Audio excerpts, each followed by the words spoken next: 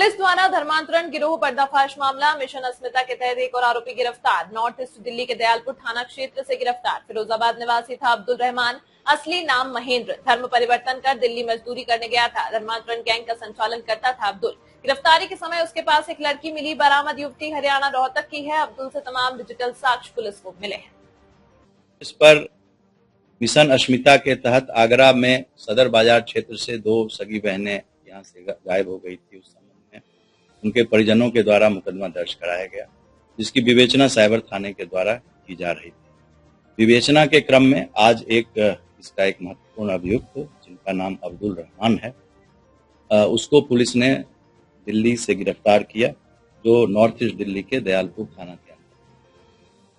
रहमान से जो पूछताछ में भी बात में पता चला कि वो ओरिजिनली रहने वाला फिरोजाबाद का था और उसका नाम महेंद्र पाल था, और उसने 1990 ईस्वी में धर्म परिवर्तन करके वो दिल्ली मजदूरी करने गया और वहां उसने धर्म परिवर्तन किया। उसके बाद एक कलीम सिद्दीकी, जिसको की उत्तर प्रदेश की एटीएस ने गिरफ्तार किया 2021 में, और ऑनरेबल कोर्ट के द्वारा 2024 में उसको आजीवन कारावास की सजा हुई।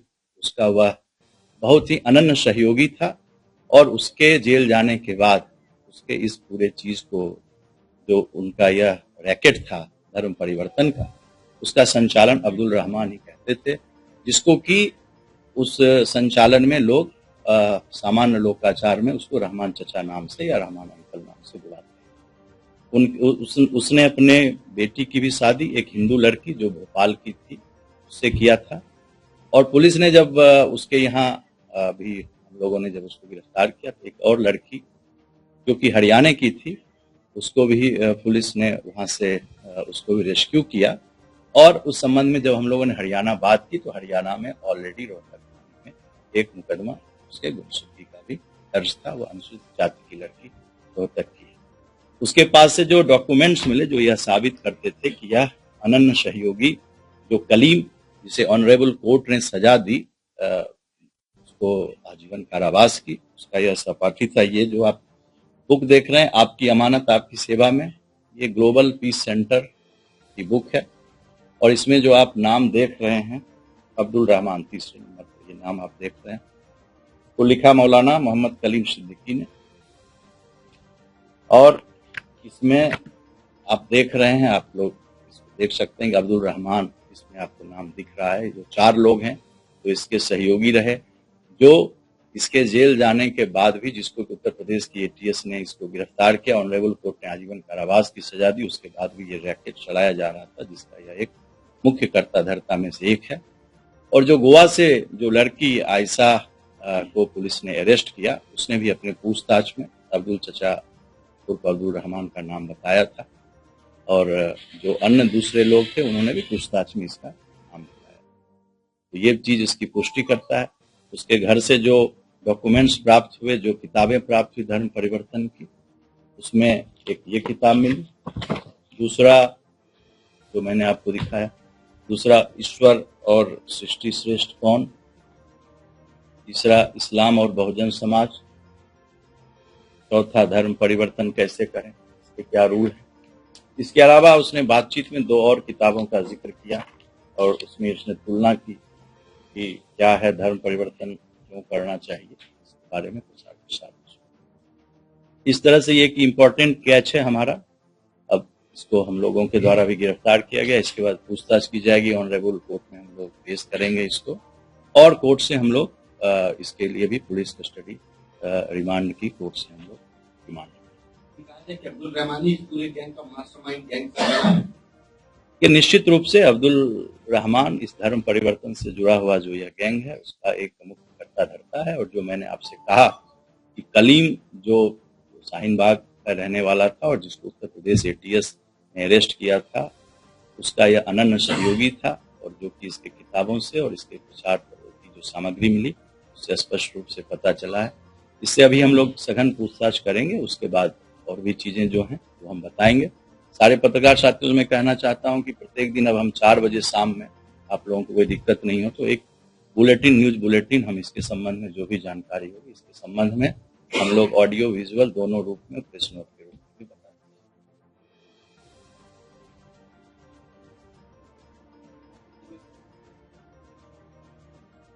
मैंने आपसे बताया कि आयशा जो काम करती थी वो अब्दुल रहमान के लिए करती थी, रहमान चचा के लिए, और रहमान चचा ही ये जगह फैसिलिटेट कराते थे दिल्ली में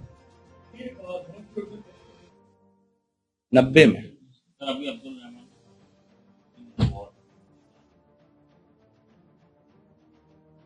मैंने ये नहीं कहा, मैंने तो ये कहा कि अब्दुल रहमान को पुलिस ने पकड़ा, उसके साथ तो सारे लोग उससे कनेक्टेड थे, आयशा उससे कनेक्टेड थी और लोग भी कनेक्टेड थे। उसके घर पर एक लड़की मिली जो लड़की रोहतक की थी, जिस पर कि रोहतक जब पता किया गया तो रोहतक थाने में गुमशुदगी उसकी दर्ज।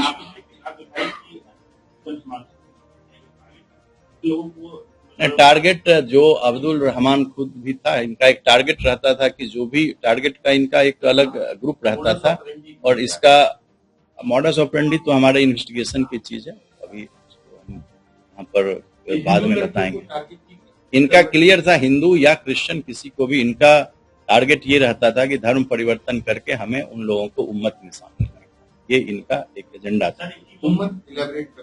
उम्मत होता है कि जो लोग बिलीवर होते हैं, जो लोग इस्लाम को मानते हैं उनको उम्मत कहते हैं। जो लोग भी बिलीवर हैं, जो लोग इस्लाम को मानने वाले, उसकी जितनी ज्यादा संख्या हो उसमें उनके नंबर्स बढ़ाने की। ये मानते हैं कि उम्मत में शामिल ये इनकी आइडियोलॉजी है। ये आइडियोलॉजी में है कि कयामत कब होगी, तो जब ये समय आएगा, तो ये इनकी आइडियोलॉजिकल सोच है, जो कि उसके आधार पर वो धर्म परिवर्तन करते थे। इस तरह की सोच एक डेमोग्राफिक चेंज के लिए इन लोग की एक सोच है, जो कि सोच जो देश की हमारी जो सर्वधर्म संभाव की जो हमारी पॉलिसी है उसके विपरीत है, और भारत की जो कानून है उसके विपरीत।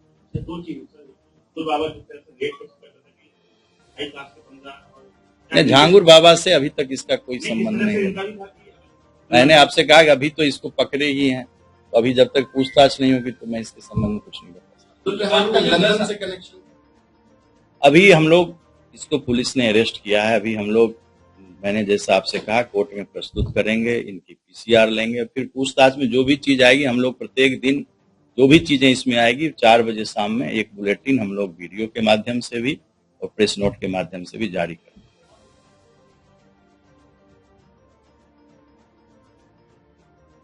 देखिए, जो भी वीडियोज हैं, जब इन लोगों को अरेस्ट किया गया है, और हमारे डीजीपी सर ने भी बताया कि इसमें सबके अलग अलग काम थे, जो देश में धर्मांतरण का काम कर रहे थे, लड़कियों को जिहादी प्रवृत्ति का काम कर रहे थे, लड़कियों को बहला फुसला का इंटाइस करके शामिल कर रहे थे, उनको शरण दे रहे थे, इसके लिए विदेशों से फंडिंग हो रही थी।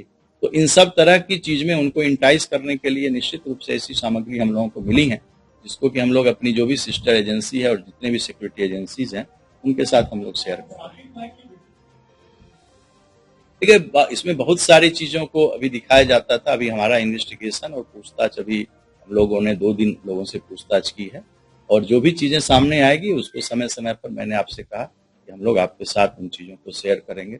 जो चीजें विवेचना की चीज है उसको हम लोग शेयर नहीं कर सकते हैं, बाकी जो चीज नॉलेज की है उन सब चीजों को हम लोग आपके साथ हमेशा शेयर।